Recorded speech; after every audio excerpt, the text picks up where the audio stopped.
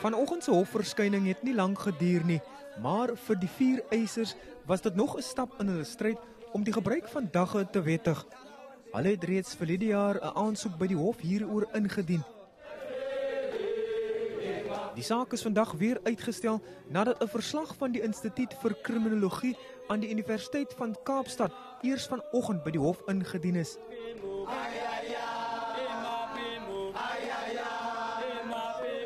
Die minister van Justisie, Maatskaplike Ontwikkeling, Gesondheid, Handel en Nywerheid, Internasionale Betrekkinge en Samewerking, asook polisie, tesame met die direkteur van Openbare Vervolging, staan die aansoek teen. Die is nie 'n saak of mense moet dagga rook of om dagga skadelik is en of dit nie skadelik is nie. Dit is 'n saak in verband met vryheid van keuse. Die vryheid van mense om te besluit hoe hulle lewens wil lei en indien dit wat hulle doen nie inbraak maak op ander mense se regte nie, dan moet dit toegelaat word. Dit is 'n plant wat die Vader vir ons gegee het om te gebruik tot ons voordeel.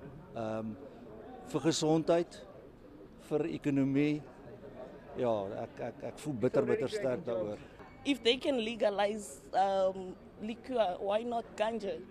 Because it kills. I've heard so many people that have died of alcohol abuse, but I've never heard of anyone who died of the use of cannabis.